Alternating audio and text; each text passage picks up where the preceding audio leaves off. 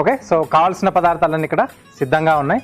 So మనం ఏంటంటే ముందుగా ఎండు రొయ్యలు ఫస్ట్ నూనెతో వేయించేసుకుంటే కొంచెం రుచి అనేది బాగా మనకు పెరుగుతుంది. సో ఫస్ట్ మనం వాటిని కొద్దిగా వేయించేసుకుందాం.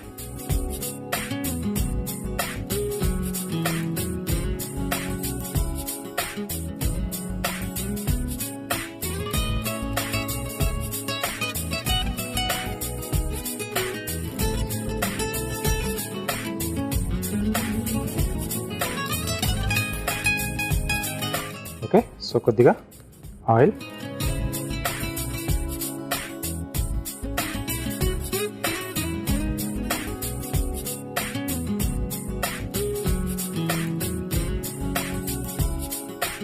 దీంట్లో మనకు కావాల్సినన్ని ఎండు రొయ్యలు,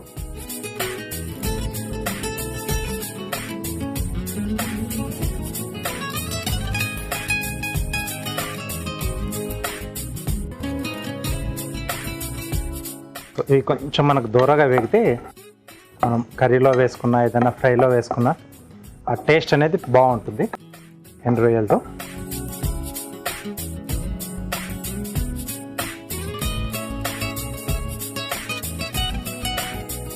సో కొంచెం చిన్న మంట పైన వీటిని మనం వేయించుకోవాలి, లేకపోతే కొంచెం మాడిపోయాయి అనుకోండి కొంచెం చేదు టైప్లో వస్తుంది, వాటిని తినలేము అప్పుడు ఆ ముక్కల్ని.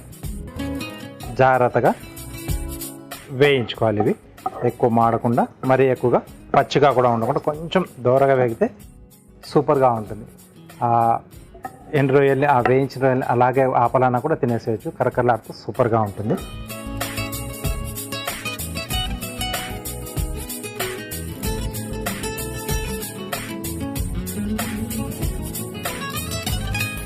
ఓకే,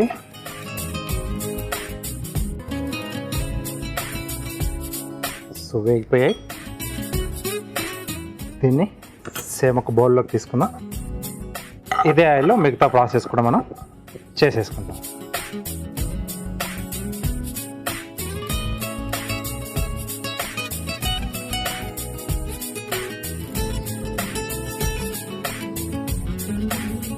ఈ ఎండు రొయ్యలు కానీ బొమ్మడాయలు కానీ చేస్తే 4 ఇళ్ళు కాదండి 4 వీధుల అవతల వరకు ఈజీగా స్మెల్ పోతుంది.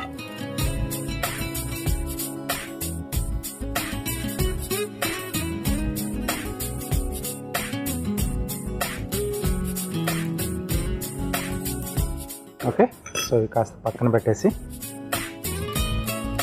దీంట్లోనే ఇంకాస్త ఆయిల్,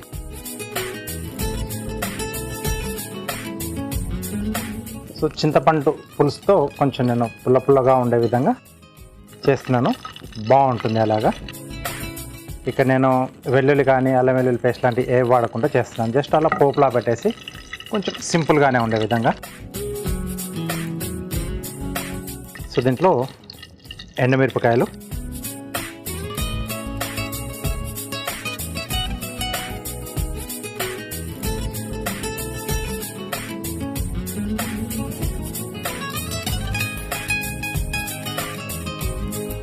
ప్లస్ దీంట్లోనే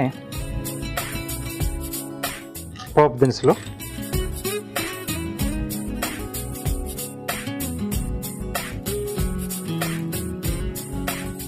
ఇవి కూడా కొంచెం మనకు దూరగా వేగాలి. ఓకే, సో ఇక్కడ నేను తోటకూర తీసుకున్నాను కదా, దాని కాంబినేషన్లో ఇంకొంచెం ముదురు ఆకు కొంచెం ఉంటుంది, కొయ్యి తోటకూర అని, దాంతో కూడా చేసుకోవచ్చు. అప్పుడప్పుడు మనకు మార్కెట్లో రెడ్ కలర్లో కూడా తోటకూర దొరుకుతుంది కదా, దాంతో చేసుకున్నా కూడా బాగానే వస్తుంది. మీకు అందుబాటులో ఏది దొరుకుతుంది దాంతో హ్యాపీగా మీరు ట్రై చేసుకోవచ్చు. సో కరివేపాకు, అలాగే తరిగిన పచ్చిమిరపకాయలు, వాటితో పాటు ఉల్లిపాయ ముక్కలు,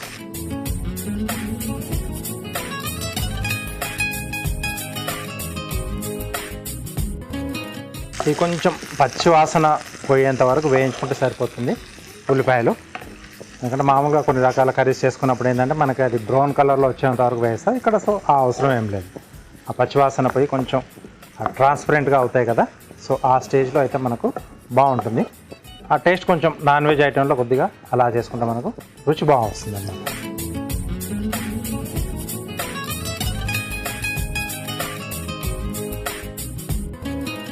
ఎప్పటికప్పుడు మనం చేసుకునేప్పుడు అప్పుడప్పుడు మంత్లీ వన్స్ ఎందుకు కాదు, ఒక్కోసారి మనం కొంచెం అలా గిన్నెలో వేసేసి కొద్దిగా ఎండకు పెడుతూ ఉంటే బాగుంటుంది. లేకపోతే కొంచెం ముక్కు వాసన వస్తుంది వాటిలో. ఆ జాగ్రత్తలు అనేది కొంచెం తీసుకోవాలి.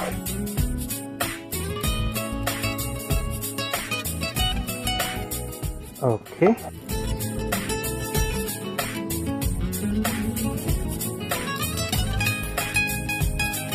ఇప్పుడు దీంట్లో తరిగిన తోటకూర,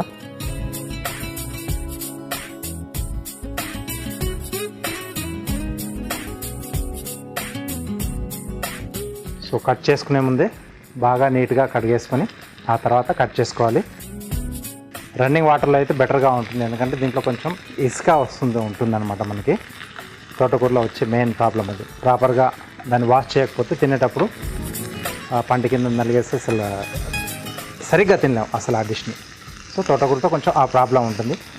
నీట్గా రన్నింగ్ వాటర్లో కడిగేసుకొని ఆ తర్వాత సన్నగా తరిగేసి మనం కావాల్సిన డిష్ను తయారు చేసుకోవాలి.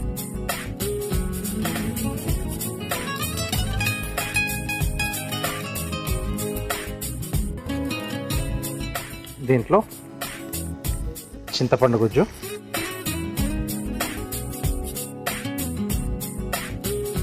అలాగే రుచికి సరిపడా ఉప్పు,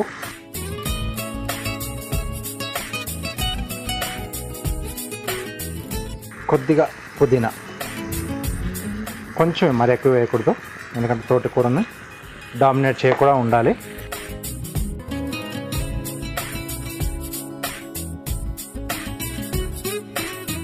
ఈ చింతపండు గుజ్జు కొంచెం మగ్గితే మనకు ఆల్మోస్ట్ డిష్ అయిపోయినట్టే.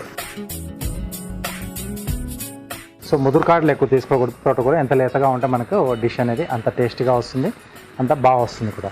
కాడలు ఎక్కువగా ఉంటే మనకు అవి కొంచెం నారలా ఉండేసి మనకు ఆ ఫైబర్ అనేది ఎక్కువగా ఉండి తినేటప్పుడు ఇబ్బందిగా ఉంటుంది. కాబట్టి తీసుకునేటప్పుడే జాగ్రత్తగా లేతగా ఉన్నది తీసుకుంటే మనకు బాగుంటుంది. ఫ్రెష్గా ఉండాలి, లేతగా ఉండాలి, నీట్గా ఉండాలి.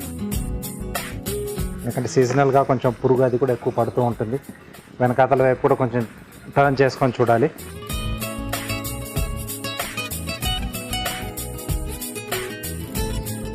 ఓకే, సో చింతపండుతో పాటు కొంచెం టొమాటోస్ కూడా వేస్తున్నాను. ఇది కొంచెం మనకు గ్రేవీ బేస్ ఇవ్వడానికి. అలాగే దాంతోపాటుగా కొద్దిగా garam masala. So non veg కాబట్టి కొంచెం గరం మసాలా ఉంటే బాగుంటుంది. ఇది ఎక్కువగానే స్పైసీగా చేయట్లేదు కాబట్టి కారం వాడట్లేదు. ఎండుమిరపకాయలు అలాగే పచ్చిమిరపకాయలు మాత్రమే ఇక్కడ వాడుతున్నాను. మీకు కొంచెం స్పైసీగా కావాలి, కర్రీ కూడా మనకు కొంచెం కలర్గా ఉంటే బాగుంటుంది, రెడ్ కలర్లో అనుకుంటే కొంచెం కారపొడి వాడుకోవాలి.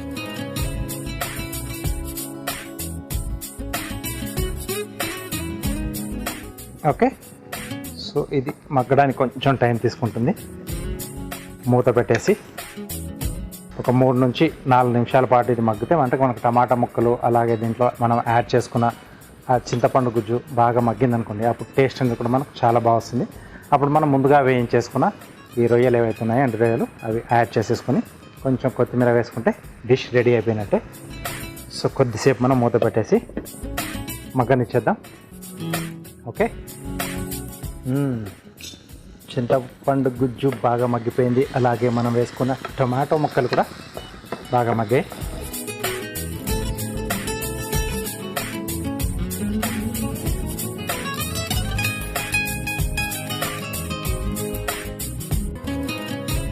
ఓకే, దీంట్లో మనం ముందుగా వేయించి పెట్టేసుకున్న ఎండు రొయ్యలు, అలాగే కొద్దిగా కొత్తిమీర,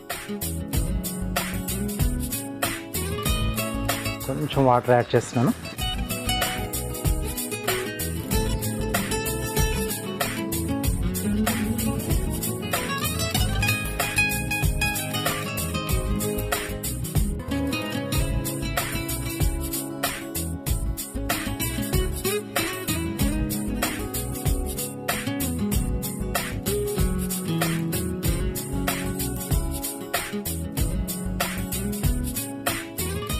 ఓకే,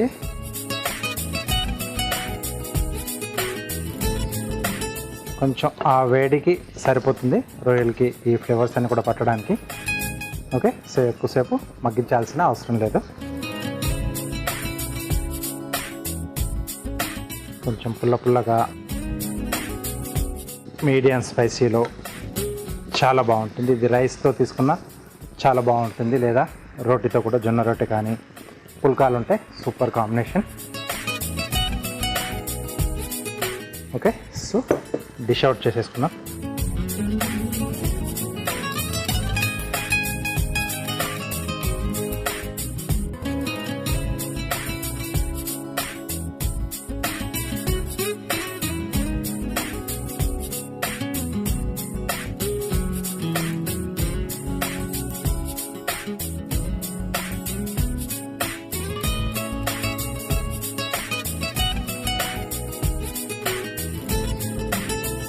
ఓకే, సో పైన కొద్దిగా కొత్తిమీర.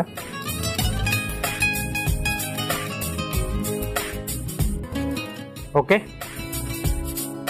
సో వేడివేడిగా తోటకూర ఎండు రొయ్యల కర్రీ రెడీ అయిపోయింది. దీనికి కావాల్సిన పదార్థాలు అలాగే దీని తయారీ విధానం మీకోసం మరోసారి. తోటకూర ఎండు రొయ్యల కర్రీ తయారు చేసుకోవడానికి కావలసిన పదార్థాలు: ఎండు రొయ్యలు 1 కప్పు, తరిగిన తోటకూర 2 కప్పులు, కొత్తిమీర కొద్దిగా, పుదీనా కొద్దిగా, తరిగిన టమాటోలు 2, తరిగిన ఉల్లిపాయ 1, తరిగిన పచ్చిమిరపకాయలు 3, గరం మసాలా 1/2 టీ స్పూన్, కరివేపాకు 2 రెమ్మలు, ఉప్పు తగినంత, ఎండుమిరపకాయలు 2, నూనె 3 టేబుల్ స్పూన్లు, పోపు దినుసులు 1 టేబుల్ స్పూన్, చింతపండు గుజ్జు కొద్దిగా. తోటకూర ఎండు రొయ్యల కర్రీ తయారు చేసుకునే విధానం: ముందుగా స్టవ్ ఆన్ చేసి ప్యాన్ లో నూనె పోసి వేడయ్యాక అందులో ఎండు రొయ్యలు వేసి వేయించి తీసి పక్కన పెట్టుకోవాలి. ఇప్పుడు అదే ప్యాన్ లో కాస్త నూనె పోసి ఎండుమిర్చి, పోపు దినుసులు, కరివేపాకు, పచ్చిమిర్చి, ఉల్లిపాయ ముక్కలు వేసి కాస్త వేగాక అందులో తరిగిన తోటకూర, చింతపండు రసం, సరిపడా ఉప్పు, పుదీనా, టమాటో ముక్కలు, గరం మసాలా వేసి కలిపి మూత పెట్టి మగ్గించుకోవాలి. తర్వాత అందులో వేయించి పెట్టుకున్న ఎండు రొయ్యలు, కొత్తిమీర వేసి కాస్త నీళ్లు పోసి కలిపి సర్వింగ్ బౌల్లోకి తీసుకుని పైనుండి కొత్తిమీర వేసి సర్వ్ చేసుకుంటే తోటకూర ఎండు రొయ్యల కర్రీ రెడీ.